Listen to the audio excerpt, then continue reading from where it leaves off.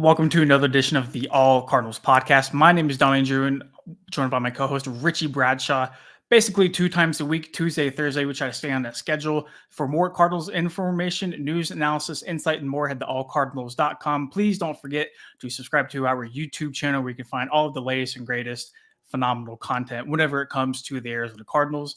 Richie, the Cardinals lost 31-21 to the Seattle Seahawks on Sunday, dropping them to a 3-6 record on the season. We're going to talk about that. We're going to talk about Kliff Kingsbury and his job security moving forward. And we're going to talk a little bit about the Budda Baker injury and kind of what to expect from there. Before we get into all of it, a couple weeks removed from Thanksgiving, I'm super excited. I think I remembered that today and just made my entire week. How are you? I'm very, very excited, Donnie. We're here to talk football, and now you bring up turkey. I know that me and you representing hashtag Team Austin at this year's Turkey Bowl is going to be great. Can't wait to embarrass the losers on the other side of the football. But until we get to then, we got to talk about these Cardinals, man. And 3-6, it feels like the season is just about sunk at this point. You know, it's funny because before the Seahawks game, you and I sat on this podcast and we saw the upcoming divisional stretch where they would take on teams like Seattle, San Francisco, Los Angeles. And we said, hey, if they don't go at least 2-1, at least 2-1, their season's kind of already over. Granted, we're only at the midway point right now, but it's just kind of looking at the mountain they have to climb. Not going 2 out of 3 or 3-0 in that case would really put them in a deficit. They obviously did not get the job done in week 9, like I said a little bit earlier, a 31-21 loss. Richie, I kind of want to dive into the Cardinals offense really quick. Kyler Murray dealing with 3 backups out of 3 interior positional spots. You had Billy Price at center. You had Cody Ford at left guard. And then you had Lacita Smith at right guard for majority of the game. You talk about how important an offensive line is over and over again. And Kyler Murray, with his ability to expand plays, escape the pocket, and kind of have things go on the fly. It's bad whenever that pure athleticism and playmaking ability can't make up for the poor excuse of what you have in front of you. 5 sacks on the day, second only to the first time they played Seattle, where Burley was sacked 6 times on the year.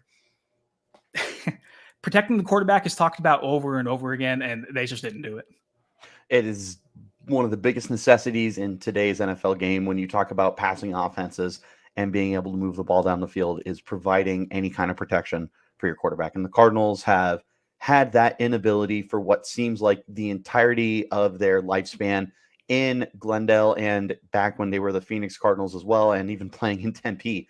It has felt like at no point in time the Cardinals have had an elite offensive line. We've seen good players here and there. I don't know where they're at this year. Rodney Hudson not being on the field certainly doesn't help, but even when he's on the field, it doesn't feel like he's nearly anything remotely like what they thought they were getting from the Raiders. DJ Humphries is about as average as it gets, which for the Cardinals is a great thing. But goodness gracious, Donnie, I was talking to my dad about this. I truly do not think I have ever seen a center as bad as Billy Price is. When you're a center consistently getting false starts, that's maddening to me. Not only false starts, Richie, he snapped the ball far away from Kyler Murray, not once but twice during that game. It would be going over Brock Osweiler's head. Yep. He is snapping the ball to the moon, and he is not good in protection either. It's not like he's making up for these deficiencies. It's to a point where the Cardinals are still rolling with him. How bad are your other options? I would almost call Jeff Saturday and see if he'd rather play a game instead of coach a game at this point. I think he's a little busy this week. Dude, what would you rather do, Jeff? Do you want to play for a losing team or do you want to coach a losing team? No, I think that's a good point to kind of rally off of too, because we asked Kliff Kingsbury after the game, because you do have Sean Harlow as a backup offensive lineman. He does have a little bit of no relation experience. To Jack, though. Nope, no relation to Jack. Louisville. L's up. But Sean Harlow kind of sitting into reserves. I think whenever you look at the play of Billy Price, you kind of scratch your head and you wonder how a guy like Sean Harlow doesn't at least get an opportunity. Kingsbury said that it's simply a numbers game. If you put Sean Harlow out at guard, I mean, he's already kind of the reserve center. Sean Harlow gets hurt on top of all the injury luck they've had this year across the offensive line, then you're really kind of SOL, So I think they were trying to play prevent with not having Sean Harlow, Charlo. Char- having Sean Harlow out there. But at the end of the day, man, you need to put your best starting five out there. You you say whatever you want, Exactly. Beachum and Humphreys, but I think they've held their own and they've tried to do a really good job with the constant rotation of guys in the interior. And I think one thing we have to point out is that a big part of offensive line play at any level of football is the chemistry, the Right. work together as a unit. You are only as strong as your weakest link along the offensive line, especially. And I want to say something too. A lot of people have been clowning Rodney Hudson for the play he had earlier this year. Now they would love to get him back sooner rather than later. But Kliff said on Monday that it didn't look like he would play this week. So it looks like another week of Billy Price, and that's just not a good thing for Cardinals fans. That is just terrible, Donnie. We talk about, so when we talk like NFL draft, it's typically, and I promise I'll make this make sense in a second.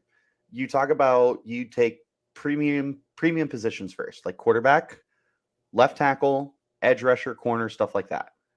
Center does not get discussed when it comes to those premium positions in the draft, but center might be the most important position on the offensive line because it truly, everything revolves around it, and not just the offensive line's play, but the quarterback's play and his ability in order to make adjustments based off of what the center is seeing as well. The center quarterback's the offensive line. Yeah, he is as important as your left tackle is, as your quarterback is, when it comes to getting everything set up and ready to go. And when you have bad center play, typically you have bad offensive line play. You see teams like Philadelphia, who has had a great offensive line for how long? And it's not a coincidence because Jason Kelce has been there forever. Yep. When you have a great center, more often than not, you have a great offensive line. When you have a terrible center, more often than not, you have a terrible offensive line. And right now with the Arizona Cardinals and the play of Billy Price, and I'm not apologizing, I have been known to have players find me on Twitter and like me for calling them out for bad play. Billy Price, if you find this, you are a very bad center and you need to get better. So Kyler Murray needs you to be better, man. Like something I do want to point out too, kind of touching on Kyler. Last year we talked about how pivotal Rodney Hudson was, kind of before he started to see the small decline that he's seen this year. And Kyler pointed out one underrated facet that I never really thought about. Rodney has helped point out coverages to Kyler, and he's helped kind of helped grow Kyler, helped him mature a little bit as far as like a general, commanding the offense and trying to see things before they develop and identifying what the front is doing defense, and all that other good stuff too, especially a young Kyler Murray too, who's just entering his prime. I think the Rodney Hudson absence along the offensive line is probably a lot bigger than a lot of people would like to take it. Do people remember that Kyler Murray is only in year 4? No. Like, yes, he just signed this massive mega deal, but this is still his 4th year. He will be like 25 years old. I'm double checking that right now, but I mean, he's still incredibly young. And like, he just turned 25 at the start of the year. This is still a guy who's learning the game. People forget he was a top 10 pick in Major League Baseball. Like, he was never like destined to become a Pro Bowl quarterback. He has helped get himself to that point, but he's still a work in progress. He's still learning to read defenses probably. And like, this isn't me knocking Kyler at all. That's not the point of what I'm saying. The point of what I'm saying is having a center like Hudson has been incredibly important in his development. Yep. And not having him, look at the play decline from Kyler Murray from last year to this year, is a completely different quarterback. And it's not a coincidence that arguably Kyler's best year was with Rodney Hudson, and now arguably his worst year has been, for the most part, without Rodney Hudson. No, I completely agree. I do think other factors do kind of play into that. But undoubtedly, the absence of Rodney Hudson along the line is just, like I said a little bit earlier, I think it goes a lot deeper, than just what people take it for surface value. Really quick though, the Cardinals scored a opening drive touchdown for the first time all season. Claps all around for you guys. The next 7 drives after that though, Richie, 6 punts and 1 fumble. What a way to touch on that. Obviously the one fumble coming from Kyler. Yep. It was a big momentum killer. Kyler was also their leading rusher against the Seahawks as well. James Conner touched the ball 7 times. I think he had 50 or 60 yards. He looked good in the small amount of touches that he had. One thing I do want to gloss over, though, kind of, concerning the wide receiver position. Why is DeAndre Hopkins only being targeted 5 times? Rondale Moore had 10 targets, 8 receptions on them. DeAndre Hopkins had 5 targets, 4 receptions. I am not an offensive coordinator. I will never claim to know football more than anybody that walks into State Farm Stadium every single Sunday. That does not add up. You are not going to win football games by doing that. Donnie, there are some times where you have your number one receiver taken out of a game, or they're held back a little bit. And sometimes it's hard to throw at them when you've got elite corners playing on them or great defenses that are taking away your number one option. The Seahawks do not have an elite corner. They've got good corners. Tariq Woolen looks very, very good. Kobe Bryant looks very, very good. Yes, he is. And it is a talented defense and a talented secondary. But last I checked, Darrelle Revis was not covering DeAndre Hopkins in this game. And if Darrelle Revis is not covering DeAndre Hopkins in this game, double-digit targets seems like a requirement, a prerequisite for being even if able to Darrell's win on this game. him, you still throw Exactly. DeAndre Hopkins the ball more than 5 times. More than 5 times. At least 6. Point is, Donnie, how are you not, like you said, DeAndre Hopkins, people around the league, Cardinal fans definitely have not, but people around the league, because of the suspension, forgot that DeAndre Hopkins was one of the 5 best receivers in football. And he's come back and he has shown no signs of being anything less than that. None. He is still dominant. He's not the biggest guy. He's not the strongest guy. He's not the fastest guy. But when that ball is in his zip code, he's coming down with it. So why is it not in his zip code? Why are you not force feeding him the football? Couldn't tell you. Could not tell you. And be granted, the Rondale Moore arc we have been kind of hoping for, where they've actually used him downfield on actual routes as should be able to opposed to trying to force feed him. I completely agree. Completely agree. As good as it has been to see Rondale Moore thrive in a role other than jet sweeps and screen passes, you got to get DeAndre Hopkins the ball more. There's just no excuses for that whatsoever. Also, kind of continuing on the receiver train before we flip to the defense, Robbie Anderson has 1 catch, -4 yards. Richie, they brought him to replace and kind of help fill in for Marquise Brown. Marquise Brown is probably due to come back early December. So we're looking at maybe 4 or 5 games more, potentially 3 with the bye week. You don't know. You don't know, but Marquise Brown is set to come back at some point in December. Robbie Anderson is now 3 games into his Cardinals debut, and I get it. Middle of the season, very hard to learn an offense. I totally get it. But if you trade for Robbie Anderson, you need to make it work with him, and that's just something they have not shown they can do. You praised his ability to take the top off of the defense with his big frame and his speed, and you have not utilized that whatsoever. Not at all. Robbie Anderson has been nothing short of a disaster for the Cardinals right now. And I mean, even with the opportunities he's on the field, it's a Robbie Anderson problem too. That drop he had against the Seahawks is inexcusable. That's a drop that I expect from my how old is my nephew? 6 months. My 6-month-old nephew in his first Pop Warner game. Time flies. Time absolutely does fly. Not from a almost 30-year-old pro receiver with 1,000-yard season under his belt. We traded for Robbie Anderson with the thought process that he could help mitigate the loss of Marquise Brown because you knew DeAndre Hopkins was coming back, but you didn't have a number 2 receiver that you trusted at that point. Rondale Moore has turned into that guy, which is awesome. But that doesn't excuse the fact that you traded assets, no matter how small the assets are, right? Because they are small assets that were moved. But nonetheless, there were expectations for Robbie Anderson. And when he had to come into this team on a Thursday night game, coming off of a Sunday night, or not a Sunday night, a Sunday loss for the Carolina Panthers, it was understandable that he probably wasn't going to get a lot of action. But it's been 3 games now. And there's no excuse of, well, he just needs a bye week. Because the bye week is still almost a month away. Mhm. There are still 3 games between now and the bye week. So at this point, Robbie's got to get it figured out. And the coaching staff needs to figure out how to use this kind of weapon. Because Ronhill Moore, Marquise Brown, and Robbie Anderson are fast receivers. Why are they not averaging 15 plus yards of reception?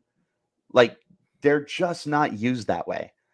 And it's been the same old song and dance with Kliff Kingsbury and these fast receivers that can stretch the field, but they just don't use them that way. No, I completely agree with everything you just said. I can't wait to dive into Kliff here in a little bit. I do want to touch on the Cardinals defense before we move on to that, though. Seattle put up 31 points, 4 of 4 in the red zone, going 10 of 15 on third down. I think the most notable stat, Kenneth Walker, not Gainwell, Kenneth Walker, 26 carries for 109 yards and 2 touchdowns on the day. After Zaven Collins had that amazing pick 6 where it really seemed like the momentum was going to turn the tide and the Cardinals were going to move on and get the win. 3 straight touchdown drives to close the game immediately following that interception. Talk about bend but don't break. You talk about the offense and their sputtering ways, leaving the defense on the field and being gassed. Richie, that was a textbook definition of what we saw in the fourth quarter on Sunday, of a defense being worn out by a rushing attack. When you have a play like a pick 6, that's what we typically in the business call a momentum shift. That is when you have the defense feeling themselves. And it's like, now that run to the end zone, points, squad picks. Oh yeah. Take the squad picks. Exactly. Mm-hmm. What was it? Everyone was like, take your Super Bowl picks is what they used to say. But like, that's the swagger that gets built up. The defense is scoring points now. Oh man, it's over for you guys. Well, what the heck happened? You 3 straight touchdown drives to end the game, and then the final drive does end the game for you. This is not what happens after a pick 6. Donnie, do you realize the Cardinals have 4 defensive touchdowns this year? 4 defensive touchdowns. They have more defensive touchdowns than they have wins this year. That's atrocious. They sure do. That is so bad. And I understand, like, 2 or 3 of them came against the Saints. I think just 2 of them. But point is, you need those plays to ultimately shift things back in your favor. It's actually Geno Smith. 5 defensive touchdowns. The Byron Murphy fumble return against the Raiders, the 2 against the Saints, the blocked punt against the Seahawks the first time, then now Zaven. Oh my goodness. Yep. Donnie. Sorry, continue. No, you're good. So, oh my goodness. But to think that you could have these plays and it doesn't result in wins. Like, I'm curious how many touchdowns the 1985 Bears had on defense, because 5 is a lot. 5 and is a lot. The Cardinals have 5 and they have 3 wins. But more than anything, man, like, I lost my train of thought. What's crazy is that the Cardinals defense has stepped up majority of the time this year. They've given their offense an opportunity to continuously win games. So it was very odd to see the defense kind of fold there down the stretch, but I totally get it. I totally understand why. Like, your offense not giving you an opportunity to at least minimally get rest. I think in the second half, there was only 1 drive that went over 6 plays. One of them was the second to last drive they had, where it was a touchdown, I believe. And then the other was just a disaster. Punt after punt after punt followed those guys. And you're just not going to give your defense, at minimum, a breather to get back onto the field. It definitely goes both ways, man. Like, we can sit here and rip the defense all day for their inability to capitalize on that kind of momentum. But like you said, the offense has to give them breathers. It's a team sport, man. It is absolutely it's a team sport. And we are 9 weeks into the season. I've yet to see them play complimentary football. We are 9 games into the season. I have not seen the Arizona Cardinals play complimentary football at all. Or complete 60 minutes. Nope. Not at all. I think that's a perfect segue into our next topic. what people are actually really here for, all two people live in the chat right now. Kliff Kingsbury, after the defeat to the Seattle Seahawks, Cardinals dropped to 3-6. The seat was already hot before this weekend. It was already kind of hot. That's got to be boiling right now. Absolutely on fire. John Gambador from Arizona Sports did report that Kliff Kingsbury would be very, very surprising if he went anywhere, at least this season. He would be shocked if Kingsbury was going to be fired. Let's open up the floor, Richie. What do you think? I'll ask you this first. Do you buy that Kliff Kingsbury is going to make it until the end of the season? Yes. Absolutely. Okay. He's not going anywhere. Unfortunately, Cardinal fans, I not think going if anywhere. they lose the next two games, you really got to think about it. Yes. Oh, like you have organizations like the Panthers and the Colts who already have a head start on their next head coaching search. If you are not 100% certain Kliff is the guy moving forward to be with Kyler, you need to get a head start right now. Agreed. Couldn't agree more. But unfortunately, that's not how the Cardinals work. That's true. Yep. Unfortunately, you have an owner in Michael Bidwell who maybe we mistake patience with laziness. Because in Bidwell's time, Steve Keim has been the general manager for 10 years. How many times have they picked in the top 10? I'm not sure off the top of my head. How many times have they taken a quarterback in the first round? Twice. Back-to-back years, nonetheless. General managers don't get that opportunity, Donnie.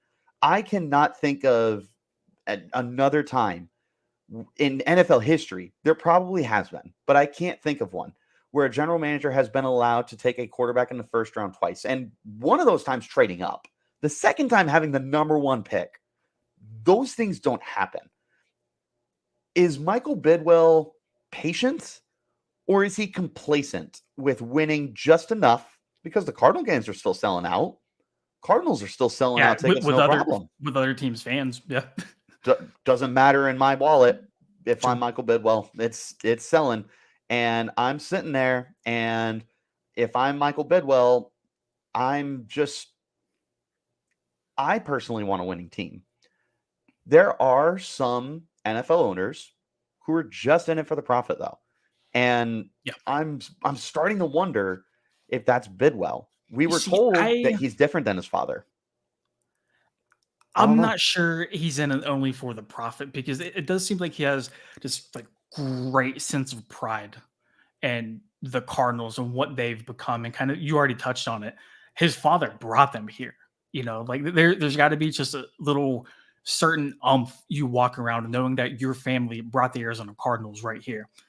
I think Dan Bickley said it best on his Bickley blast following the game. I think it was released Monday morning.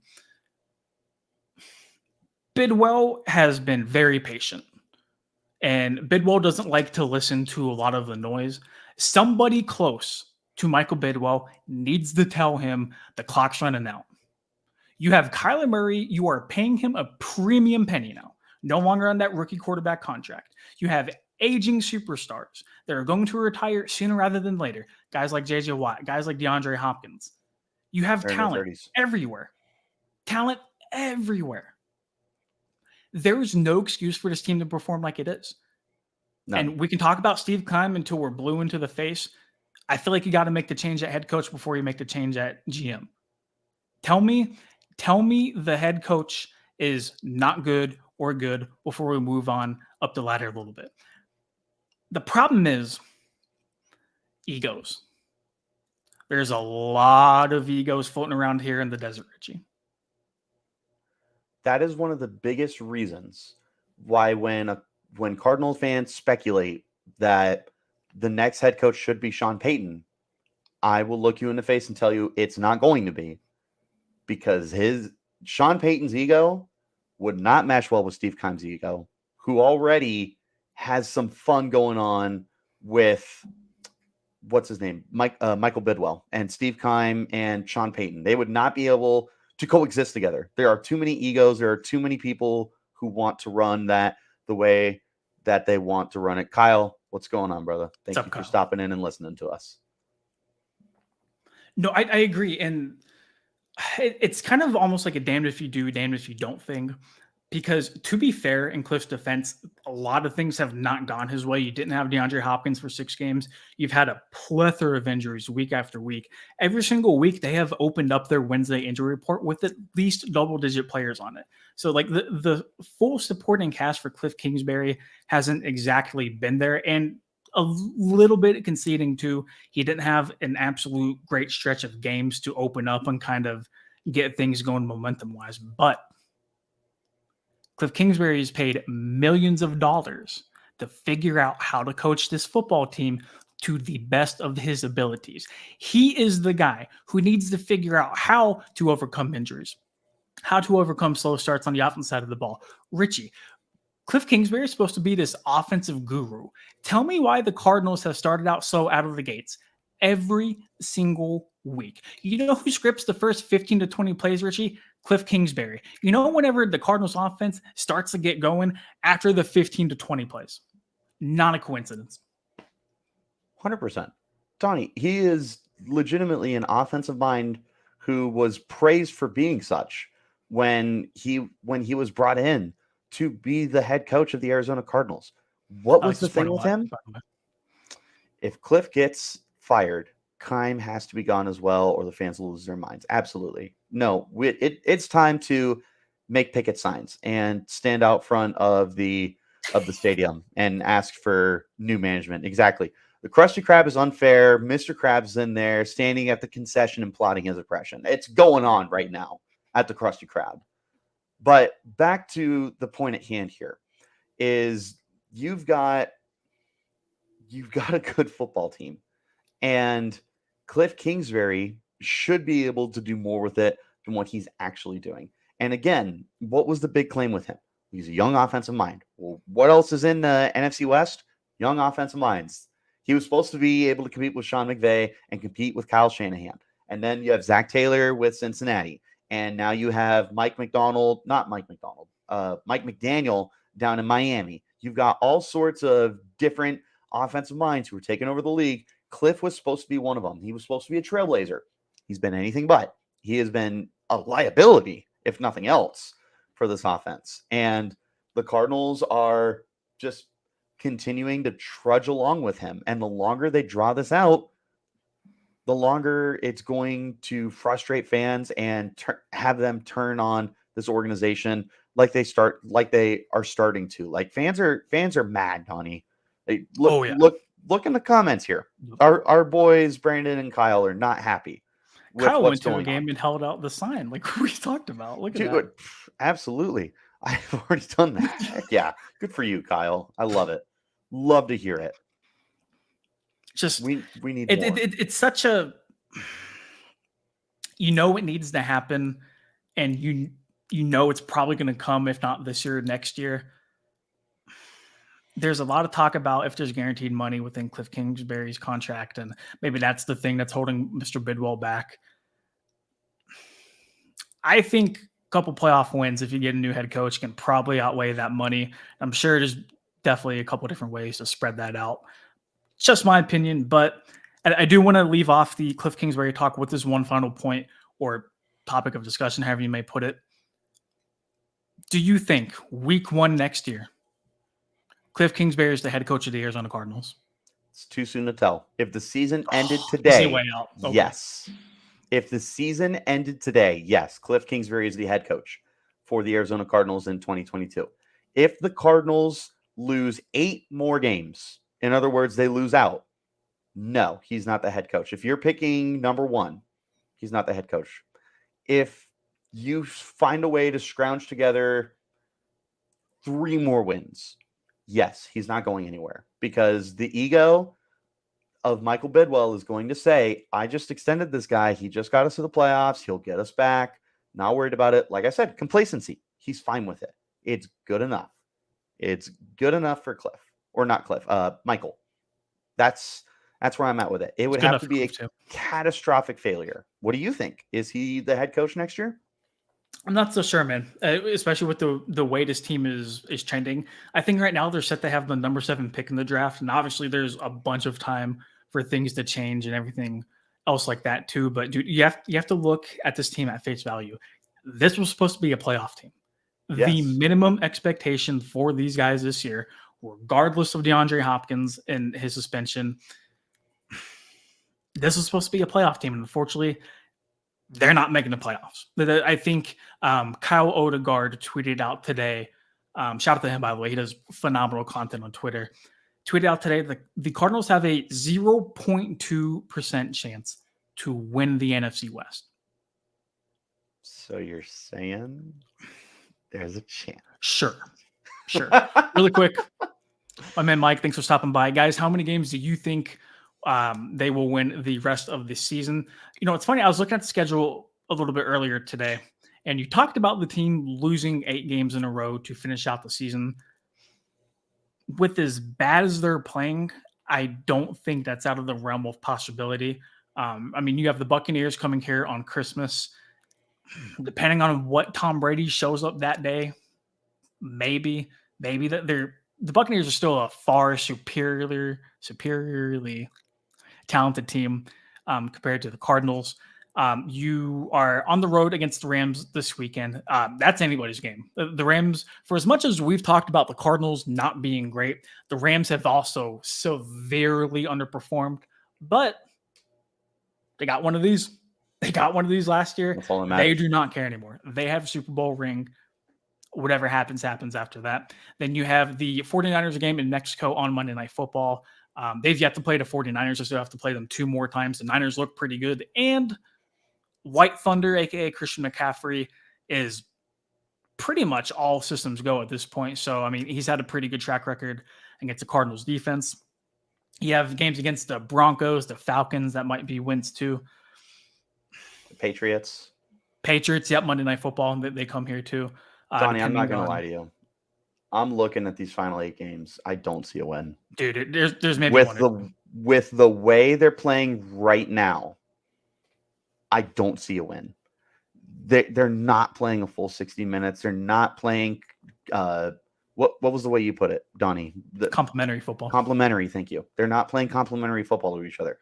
The offense leaves the defense out to dry, and vice versa. It's just not. It's a very parasitic relationship right now. They're just hurting each other, and the coaching staff isn't doing them any favors. So I don't want to be Debbie Downer here, but maybe it's better off losing out. Honestly, let's see some Will Anderson or Jalen Carter photoshops in those Cardinal jerseys and start figuring out some of the best players that we can go after, some head coaching candidates and stuff like that, because it might be a long end to the year. Oh, yeah. No, and I think both of you and I are suckers for draft content, too. So I think worst comes to worst. I mean, if we have to dive into draft content, we will, which we will later on in the offseason, of course. But still half a season to go. I say maybe 1 or 2 wins the rest of the way. Richie says maybe 1 if they're lucky. We'll see. If things change. If you make me pick one, believe it or not, I'm gonna say you beat the Chargers. Maybe, because that's another team that's full of talent and they just have not done what they were supposed to do this year. So, and also maybe another team that might be looking for a new head coach. Also another team who's been kind of rumored / linked with Sean Payton as well. So a lot of parallels there. I like that. Big brain Richie Bradshaw. I wouldn't call it big brain. Before we do get out of here, we do need to mention Budda Baker, reported by Ian Rappaport last night that he would miss approximately 1 to 2 weeks with what was called a high ankle sprain. Richie, I watched the game. I looked at the snap counts the morning after. Budda played all but 1 or 2 snaps. I don't know where this high ankle sprain came from. Maybe it was him hooting and hollering afterwards in the locker room. I'm not too sure. That leaves the Cardinals in a very difficult spot, right? Because you don't replace a guy like Budda Baker all that easily. 1, because he's one of the best safeties in the NFL. And 2, just the things he does for your defense time and time again really does go unnoticed. An interesting kind of dilemma there for them. Chris Banjo is the only other safety on the active roster besides Jalen Thompson. So it looks like he's probably going to get a lot of that playing time. I think he maybe aligns more with that play style, that physical downhill, hit somebody play style that Budda does like to bring to the table. Charles Washington is on injured reserve, and so he's completely out of the picture as well. Darren Urban, phenomenal guy, team writer for the years on the Cardinals, wrote a really interesting article today about Budda Baker and what the team might look like without him. And he brought up Isaiah Simmons. The more I read into this, the more it kind of makes sense. Isaiah Simmons has played most of his snaps at slot, 193 out of that's not the right number. 193 snaps in the slot, only 9 total snaps at safety. I'm not saying we see Isaiah Simmons at safety. I'm saying I think we see Isaiah a little bit more roaming in the secondary, at least in this opening week against the Rams. Unfortunately, Donnie, sometimes the need is overruled by the talent. And right now, the Cardinals need someone to play safety because they don't even have someone on practice squad that they can promote. They literally have Jalen Thompson and Chris Banjo, and that's it. And I'd be willing to bet there's next to nothing on the market right now for free agents that we could probably take a look at some point. The Raiders did just release Jonathan Abram. He does tackle a lot. He does make a lot of tackles. You're not going to bring him in for a 1-game rental though, and that's the thing. They're kind of well. They might have to poach somebody off of another practice squad.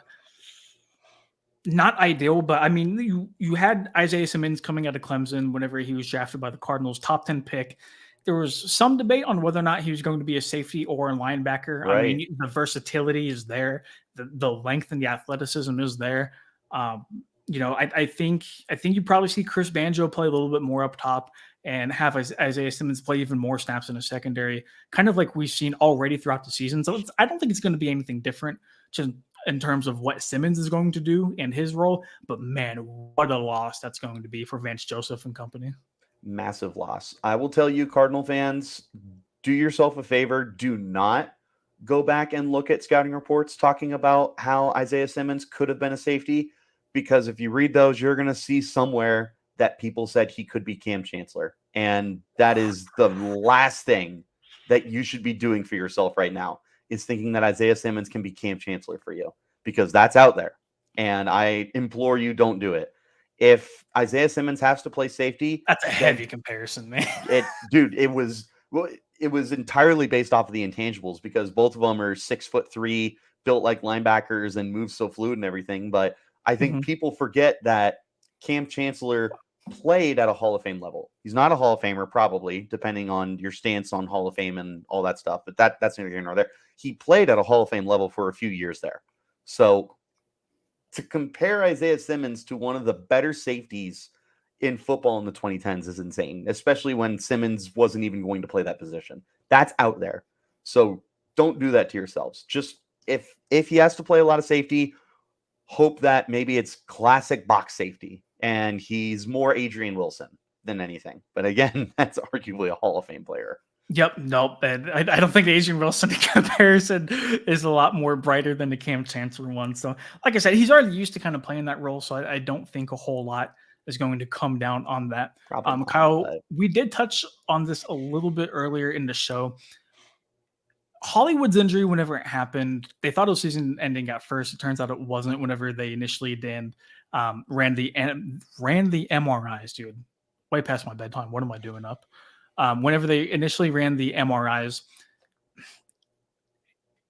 the bye week right before the Patriots Monday Night Football game probably would have been that like space Marquise Brown would have circled. I think he'll return on that Monday night game whenever the Patriots come to town. I think that's December 13th, somewhere in the first part of December. The Patriots will be here the 12th. December 12th. I think that's kind of the target date. Marquise Brown has been in the facility. Kliff Kingsbury talked about it last week, how Brown has been in meetings. He's kind of a guy who's itching to get back. He posted on his Instagram story the other day saying how he's comeback is coming really soon. Just be patient. So I think Hollywood should be back sooner rather than later, at least at this point, because I think he's about halfway through his recovery right now. He was on the field pregame throwing balls. I know that doesn't mean anything, but he's working his way back, and I think that should be really exciting for Cardinals fans. Fingers crossed. All right, Richie, I think that will do it here for the All Cardinals podcast. Thank you so much for joining, listening in, however you want to call it. For more Arizona Cardinals news, analysis, insight, and more, head to allcardinals.com. Follow me on Twitter at Donnie and Druin. Follow Richie on Twitter at RichieBrads36. We will see you guys later in the week for a preview of the Los Angeles Rams game. Until then, stay safe.